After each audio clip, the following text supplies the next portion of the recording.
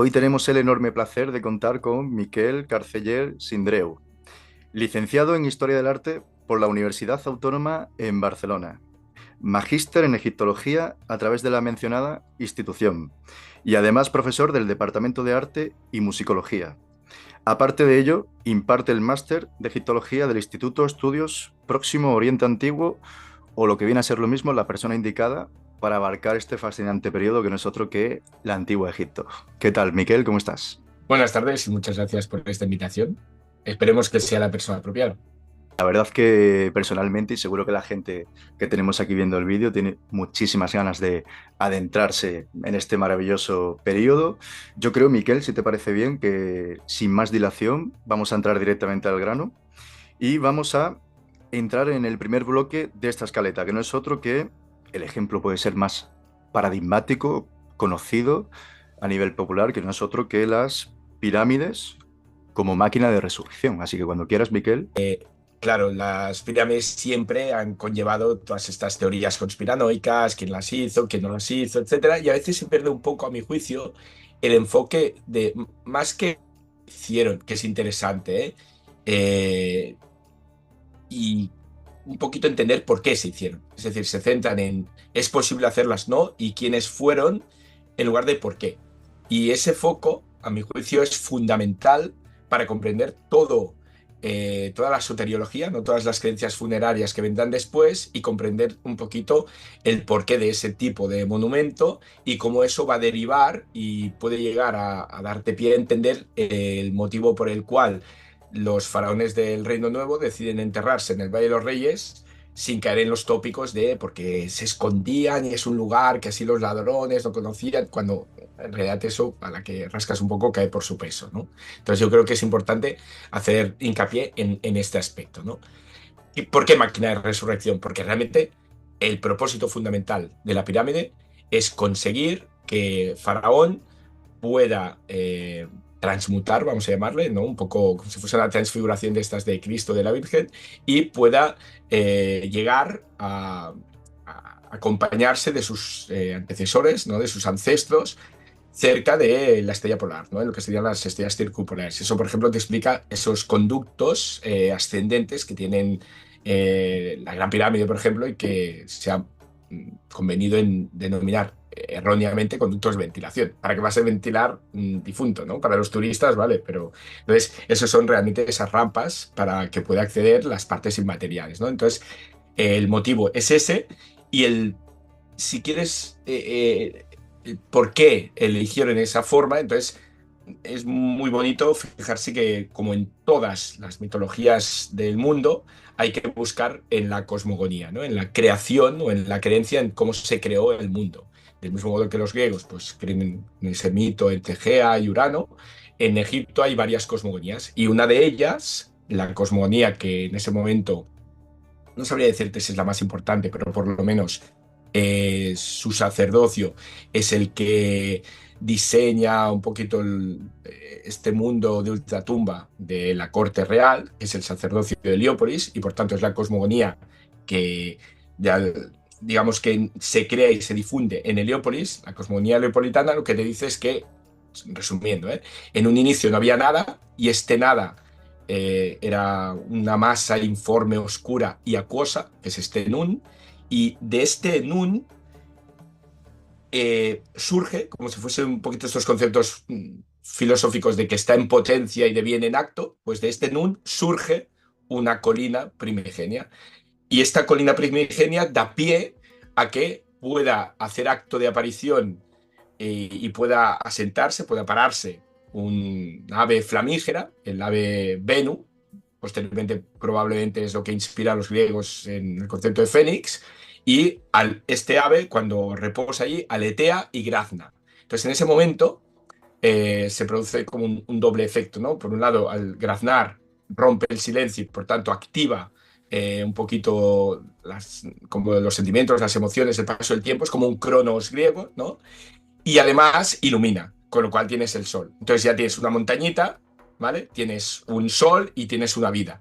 Esto los egipcios lo reproducen de forma material y a gran escala aunque en el fondo nunca va a ser tan grande como el propio mundo, que era el que se creó, a través de las pirámides. Y esa es la explicación para el porqué de esa forma, ¿no? Entonces, esto que parece, no es sencillo, pero parece sencillo de explicar, a veces pierde un poquito la importancia y nos liamos a discutir si era posible que lo hiciesen, si no, cuál era el sistema que emplearon, si tardaron más o menos. Es muy interesante, pero a mi juicio es para ellos más fundamental subrayar la motivación y de dónde viene, ¿no? Sí, tenemos Pues, claro que este vídeo no se va a proyectar en el documental Historia. No hay alienígenas en las no, pirámides. No, no tiene nada que no ver. hay alienígenas. No. Si lo habían, por lo menos no dejaron huella y sí que Exactamente. dejaron huella, por ejemplo, en la Gran Pirámide de Keope o de Keops, sí que tenemos un pequeño grafito, ¿no? Pintado sobre la cámara central, hay unas cámaras de descarga, ¿no? Y en una de esas cámaras de descarga, y esto sí que se puede encontrar en algún vídeo más arqueológico, ¿no? eh, Dejar un pequeño grafito en el que mencionaban la cuadrilla que se encargaba de adecentar esos bloques en ese momento, ¿no? Que era además un nombre curioso como la cuadrilla de, no recuerdo bien, el cocodrilo borracho o el hipopótamo borracho, era algo así, un nombre un poco, igual se lo habían puesto entre ellos, ¿no? Los cuatro colegas.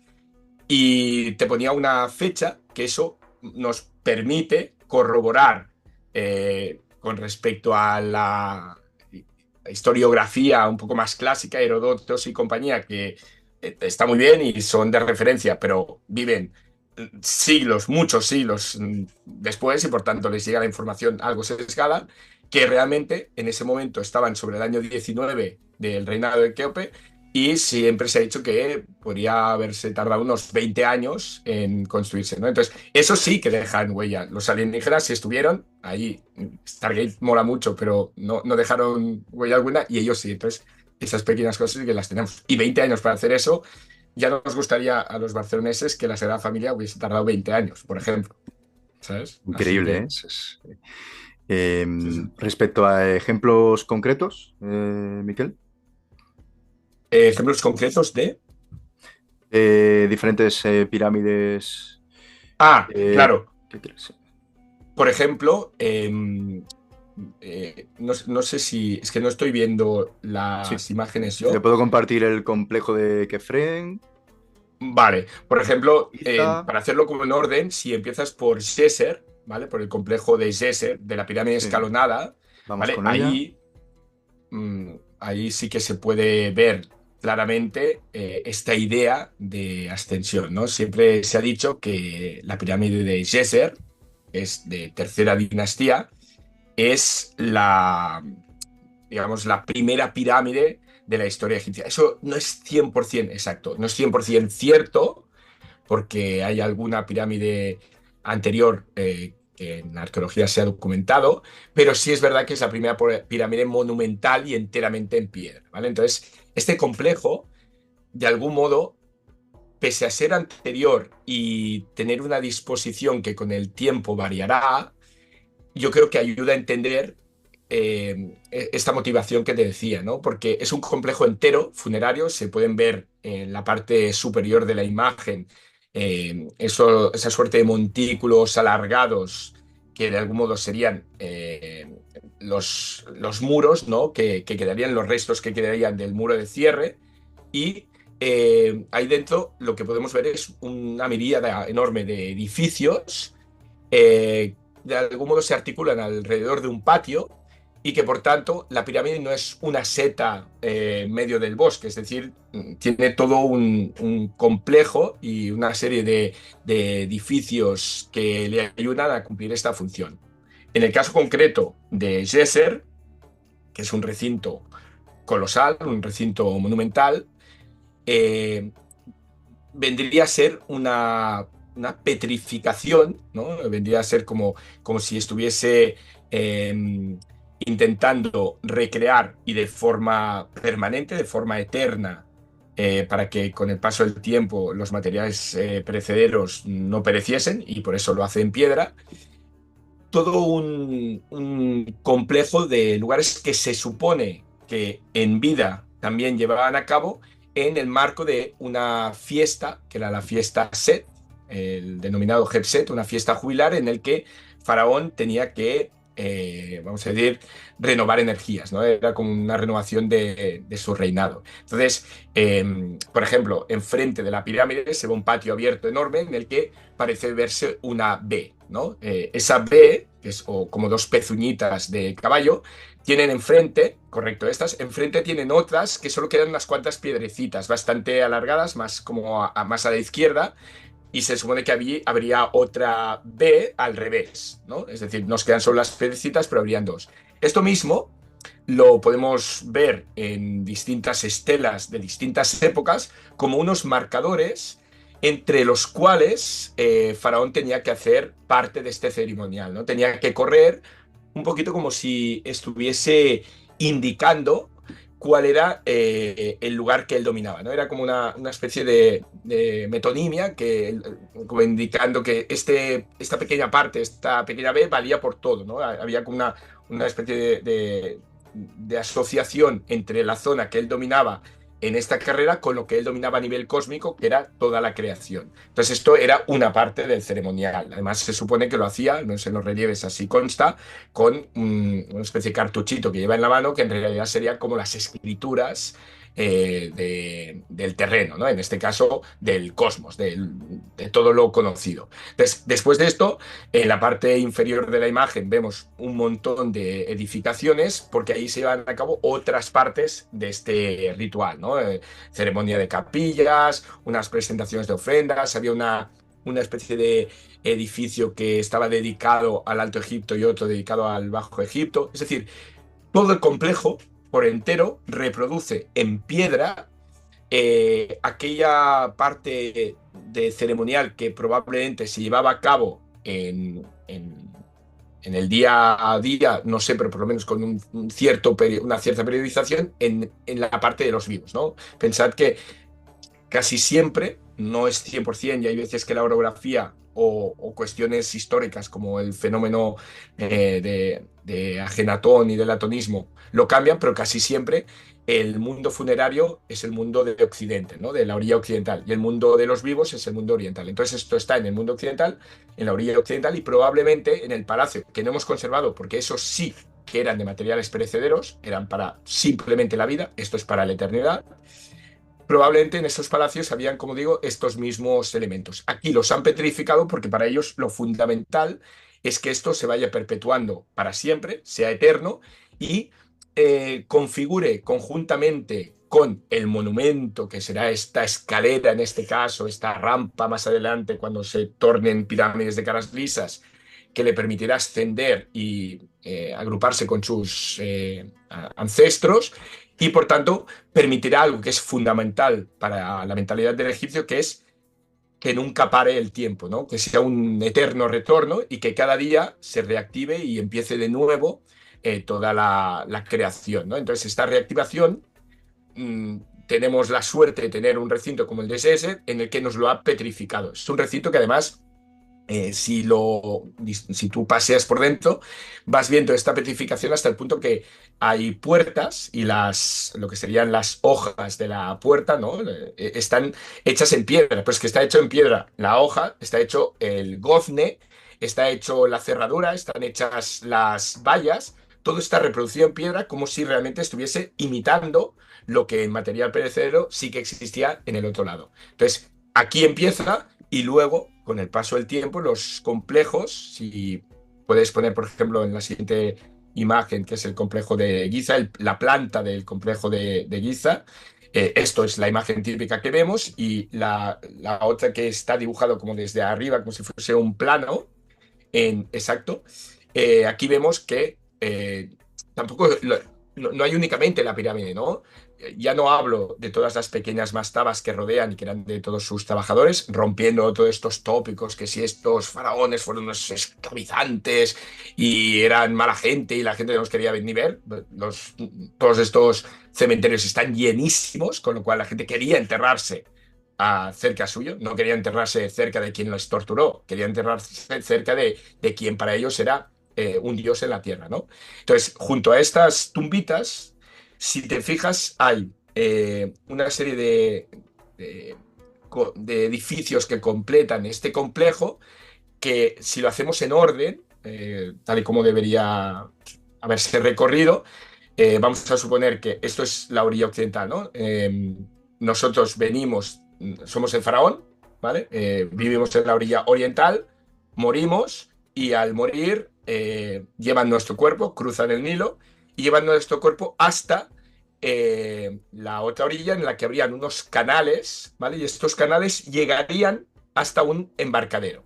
Este embarcadero serían los cuadraditos que ves en la parte inferior donde pone esfinge, debajo de la esfinge hay dos cuadraditos, pues el de la izquierda, y en el caso un poquito más a la izquierda, debajo de donde pone Hen House, ves que hay exactamente otro cuadrito. El de Keope no lo tenemos porque hoy en día el Cairo ha crecido tanto que está integrado dentro de la propia ciudad, ¿no? Se ha comido el recinto arqueológico.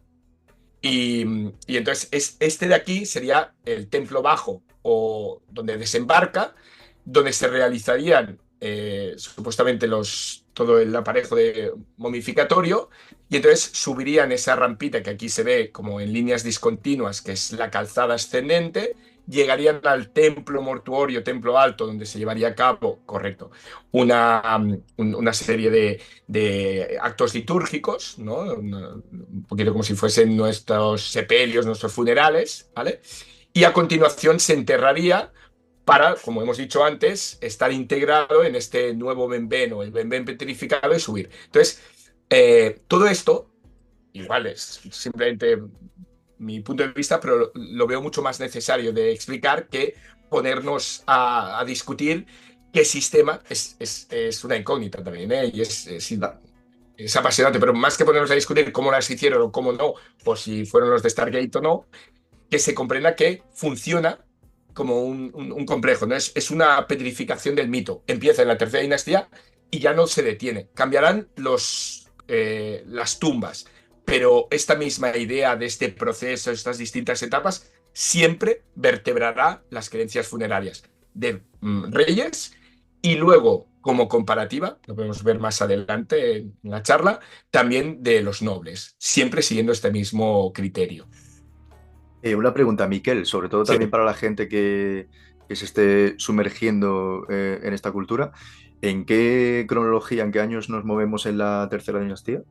Mira, el tema de las cronologías, como bien sabes, y más cuando te vas hacia atrás, bailan un poco, que hay cronologías Sí. largas, cronologías cortas, un poquito de cada. Pero más o menos nos estaríamos moviendo sobre, de hecho, a ver, perdón si a veces me enredo en estas anécdotas, No, pero no. siempre se explica que Napoleón en esta famosa batalla de las pirámides, ¿vale? Cuando está allí luchando contra mamelucos y luego lucha contra los ingleses, hay un momento dado. Probablemente esto forma parte de estas leyendas que se van mitificando de la historia, les dice a sus soldados, atención, tenéis delante 40 siglos os contemplan, ¿vale? Y más o menos la clava, es decir, estamos moviéndonos aproximadamente sobre el 2500, 2400 antes de Cristo, ¿vale? Aproximadamente. Entonces, ese es el primer momento en el que seguro tenemos estas grandes construcciones pétreas, pero estas grandes construcciones pétreas, en realidad estas pirámides tampoco han surgido. Lo que pasa es que si empiezo a tirar atrás, tenemos que hacer 10 entrevistas, ¿no? Para poder llegar, pero surgen de unas costumbres y una especie como de armazón de estas creencias funerarias y de su consecución a nivel arquitectónico que podría retrotraer hasta la época tinita o incluso te diría hasta el predinástico y entonces ya nos vamos al siglo 30 antes de Cristo, es decir, la primera dinastía o Narmer, el famoso Narmer, luego también hablaremos un momento de él, se acostumbra a situar sobre el 3100 aproximadamente. Entonces, entre este 3100, Narmer, que sería el primer rey de la primera dinastía, y Djeser, que es el primer rey de la tercera dinastía, ahí hay una serie de tradiciones funerarias, hay unas tumbas que primero se hacen en una zona más del Alto Egipto, luego suben al Bajo Egipto y se acercan aquí a la zona del norte, a la zona cercana al actual Cairo, antigua Heliópolis, luego vuelven a irse para abajo, se duplican, es decir, hay unos antecedentes, pero lo que son las pirámides en sí, aproximadamente es esta cronología. Claro, y tenemos también las predinastías, ¿no? No sé si antes de Evidente. esos 30 Sí, siglos. sí, lo que pasa es que este predinástico, eh, bueno, también lo podríamos llegar, pero en realidad, por ejemplo, a nivel de costumbres funerarias, es un poco más difícil de poder rescatar, básicamente porque las primeras, ¿cómo te diría? Las primeras momias que tenemos, ¿vale? De Egipto, tenemos ejemplos, por ejemplo, en el British Museum hay una muy bien conservada, y en realidad son los entierros que ya están anticipando una serie de creencias que van a proseguir, como por ejemplo la orientación simbólica. En ese caso se orientaban hacia el sur porque se orientan hacia donde para ellos es el origen de la vida, que es el nacimiento del Nilo, y se orientan con la cara girada hacia occidente porque es el destino en el que irá, ¿no? Esto seguirá manteniéndose, esta orientación cardinal simbólica seguirá, pero lo que hacen es enterrarse directamente en fosas, normalmente al principio y luego serán rectangulares, pero en el suelo directamente. ¿Qué provoca? Que la parte alcalina de la tierra, ¿no? Al ser un poco más ácida, conserva de forma natural las momias, un poquito al estilo se me ocurre de Paracas o estas momias incas también, que algunas de ellas, yo recuerdo haberlas visto en Paracas, que está el desierto lleno de momias de forma natural, ¿no? Y se le veía aún el cuero cabelludo y así. Entonces, ahí empiezan, y cuando la sociedad empieza a hacerse un poquito más estatal, empieza a crecer un poco y empieza a haber una cierta jerarquía dentro de esa sociedad, deciden darle unos entierros que probablemente a su juicio eran más dignos. Entonces, al ser más dignos, cometen el error, pobrecillos, de meter los cuerpos en unas cajas o sobre unas esteras, de modo que ese cuerpo ya no toca la arena. Al no tocar la arena, ¿qué le pasa? Que tenemos en primera y segunda dinastía, ¿vale? Simplemente restos, algún resto óseo, pero muy pequeñito, y no tenemos conservados ninguna momia. ¿Por qué? Porque ya no tocaban, y de ahí que probablemente les surja la necesidad de buscar la manera de conservar de forma artificial el cuerpo, y tenemos que esperar hasta la primera momificación que más o menos podemos casi certificar que se llevó a cabo es la de está en cuarta dinastía, ¿de acuerdo? Desde Geteferes, y por tanto hasta cuarta dinastía no podemos asegurar que hubo una práctica del característico ritual momificatorio, ¿no? Entonces, en todo este proceso anterior es apasionante, ¿eh? Pero a nivel, si quieres, de historiador del arte, cuesta un poquito más, pertenecería, si quieres, más como la arqueología y a la antropología, y cuesta un poquito más Claro. de encontrarnos con estos monumentos. Que bueno, pues después de esta contextualización necesaria, si te parece bien, concluimos aquí Sí, con que Fren. sí, y sobre todo porque si las pirámides son famosas, la Esfinge no lo es menos. Incluso gracias a las contribuciones de Asterix, Obelix y Sí, los cómics es famoso, ¿no? Y entonces es como la imagen paradigmática, si quieres también. Hay cuatro o cinco cosas típicas de Egipto y una de ellas es la Esfinge, ¿no? Y en este caso volvemos a lo mismo. La Esfinge como tal, yo soy muy amante, me imagino que coincidirás conmigo, en que una buena, casi la única veces manera de entender el arte es contextualizándolo, ya no solo históricamente, sino físicamente. Muchas veces, si se trata de una pintura que estuvo concebida para mostrarse en un salón, pues entre mostrarlo en un salón de un duque o mostrarlo en una sala de un museo, pues a veces no pasa nada. Pero cuando hay un diálogo, yo qué sé, la Escuela de Atenas de Rafael, y te la ponen solo ahí y no ves el resto de pinturas que están en la propia estancia, no ves las otras estancias, te pierdes la mitad de la comprensión, ¿no? Pues aquí pasa un poco lo mismo. La Esfinge, si te imaginas como un elemento aislado solo, puede ser espectacular, puede ser imponente, pero pierde parte de la significación. He escogido esta foto porque precisamente ahí se ve cómo está totalmente asociada al resto del complejo. Lo que tiene a su izquierda, ¿vale? Se ve claramente la calzada que asciende, a su derecha, perdona, no a esta izquierda, a su derecha. es la calzada que asciende hasta la pirámide y esa pirámide está coronada, se ve una parte que aún queda del revestimiento y por tanto claramente se puede ver que es la pirámide de Kefren, ¿de acuerdo? Entonces, lo que tiene justo enfrente es el templo bajo, lo que os decía antes. Entonces, en esta imagen vemos desde lo más cercano hasta lo más lejano. Aquí donde tienes el cursor sería el templo bajo, luego la calzada en línea ascendente, esa calzada que ascendería hasta arriba. Se ven un poquito al fondo, un poquito más adelante, los restos del templo mortuorio, el templo alto, el templo de arriba, ¿no? Y posteriormente estaría la pirámide en sí. Un poco estamos pasando del rito al símbolo, ¿no? La pirámide es el símbolo y el resto forma parte del ritual. Bien, eh, si nos vamos del todo de la imagen al otro lado, la gran pirámide que se ve es precisamente esta gran pirámide, la de Keope. Se puede ver aún los restos, la foto es antigua porque se ve una estructura un poco kitsch, si me permites, que era el Museo de la Barca Solar. Esto ya lo desmontaron y ahora está en el nuevo Gran Museo, esta barca solar. Y delante se ven como los restos de tres pirámides subsidiarias, que son pirámides de reinas, y un montón de montículos que serían las mastabas que te comentaba antes de la gente, ¿no? Y ya perdemos el rastro ya no nos queda en la foto y tampoco se ve muy bien en directo, de esta calzada. Y entre medio de ambas tenemos en la parte central, un poquito más para abajo, a nuestra amiga la Esfinge, que está frente a otra estructura templaria, ¿no? Yo creo que así se entiende un poquito más cuál es la función de esta Esfinge, porque es una función doble.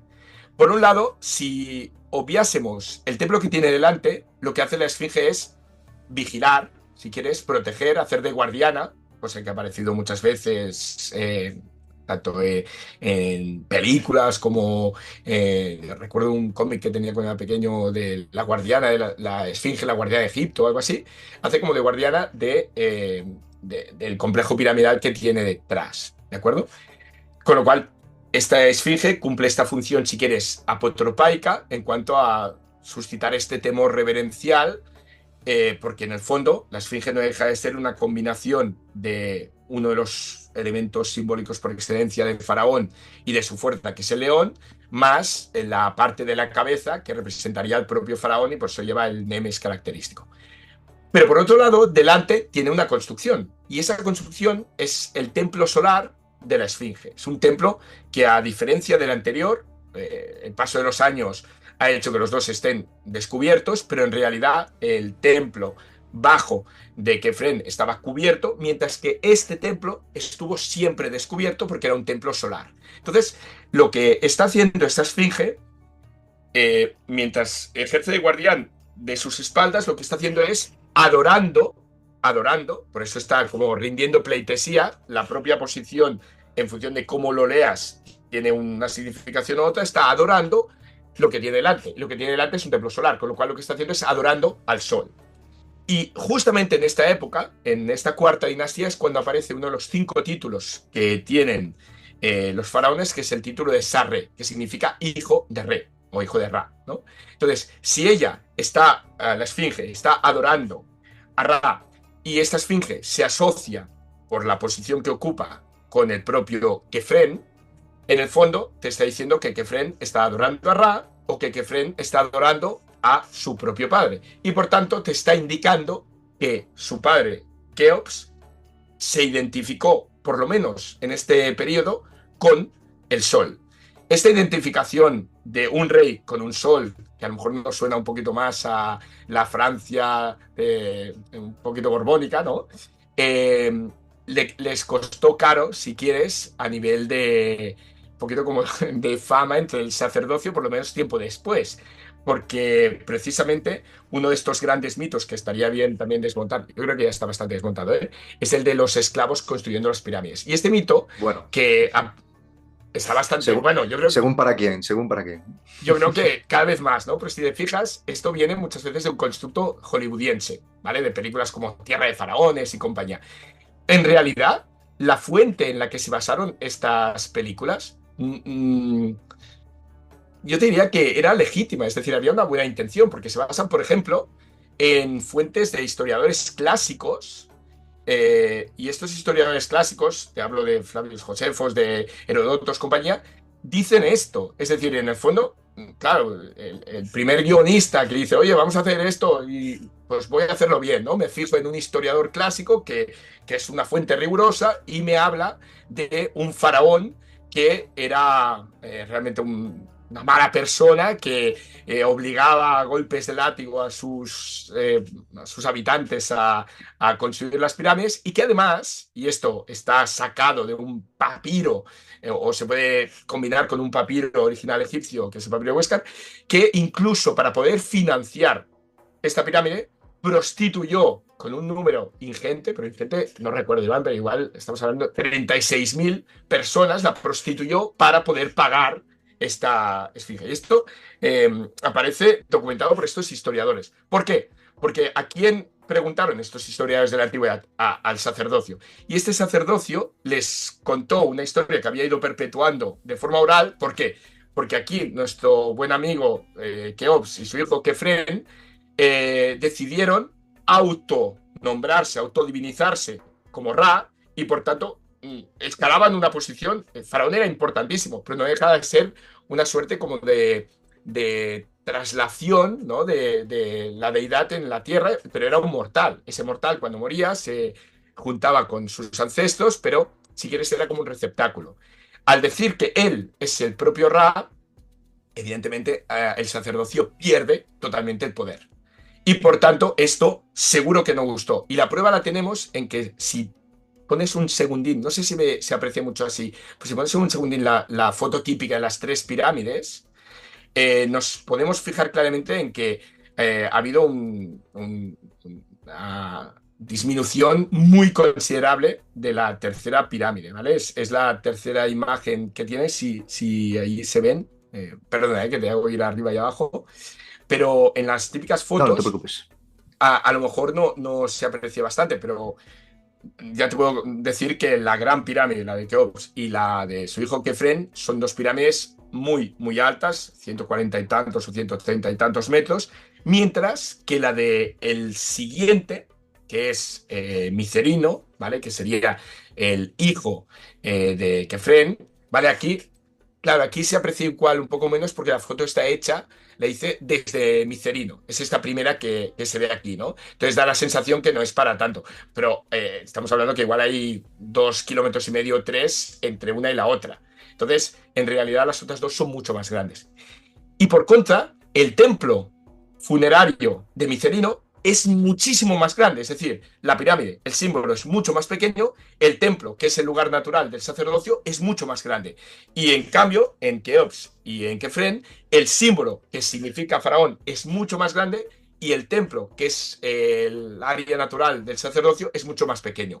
Por eso te digo que en realidad a veces estas luchas, si quieres, de poder entre Estado y religión, no nos las hemos inventado. Y aquí algo debió suceder y de ahí ese cambio considerable de tamaños.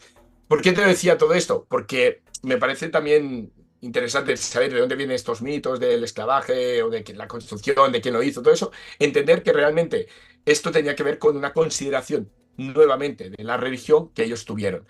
Ellos se consideraron Ra en la tierra y de ahí el motivo por el cual se esculpió con una roca que había por ahí la esfinge, porque era algo hasta entonces inaudito y que no lo volvería a repetirse, como que su padre había sido el propio dios Ra en la tierra y por eso había que adorarlo.